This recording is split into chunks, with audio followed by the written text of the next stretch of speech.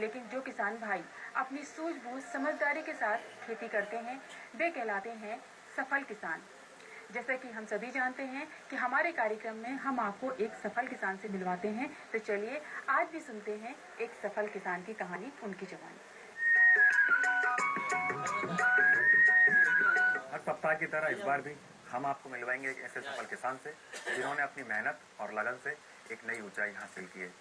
तो आइए स्वागत करते हैं और मिलते हैं हमारे सफल किसान धर्मेंद्र सिंह जी राजपूत। आपका बहुत बहुत स्वागत है हमारे प्रोग्राम में। धर्मेंद्र जी, सबसे पहले ये बताइए कि किस तरह से आपने शुरुआत की और मतलब इस मुकाम पर किस तरह से आप पहुंचे।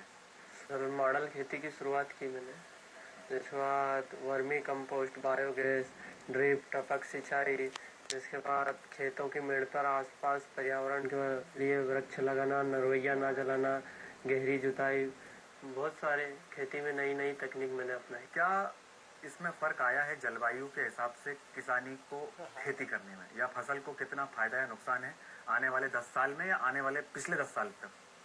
अभी तो बहुत अच्छे फायदे। इस बार गेहूं उत्पादन भी बहुत अच्छा हुआ, लहसुन उत्पादन, प्याज उत्पादन भी बहुत अच्छा मिल रहा है। जैसे वहाँ आलू, प्याज, लहसुन खेती में बहुत सुधार आ गया है, नई टेक्नोलॉजी आ गई है, बीज उपचार है, वर्मी कंपोस्ट जैसे ये नई नई तकनीक है, रासायनिक खाद का कम उपयोग करना, ऐसी किसानों को बहुत सारी सुविधा, हाईटेक आगे कृषि दर्शन देखने से बहुत सारी अपनी फसल की जानकारी मिल रही किसानों को, तो कम लागत में बहुत उत्पादन हो रहा है। लगातार राज्य सरकार और केंद्र सरकार द्वारा नई नई नीतियों की, नई नई योजनाओं की घोषणाएं लगभग होती रहती हैं और कई क्रियान्वयन भी हुए हैं।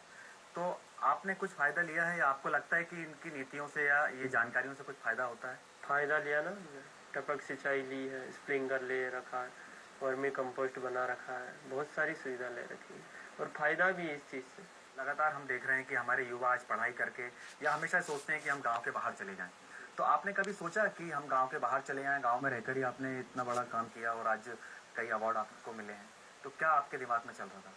तो मेरे दिमाग में अच्छा, प्रदेश में अच्छी खेती करना, नई तकनीक अपनाना और खेती करके आगे बढ़ना, सिटी में जाना, गांव में जाना, गांव से सिटी में जाना, वो भी प्रयास रहा। अपन खेती अच्छी करनी, युवाओं को मार्गदर्शन देना कि अच्छी खेती करना। बहुत सारे यूं ही बैठे रहते और हमारे बुजुर्ग दादा उनको सबको बताता है कैसी खेती करना। धर्मेंद्र जी, आपने बहुत सारे अवार्ड राज्य सरकार और भी कई संस्थाओं से लिए हैं, तो आप हमें थोड़ा सा बताएंगे आपने कहाँ कहाँ से क्या क्या अवार्ड प्राप्त किए हैं?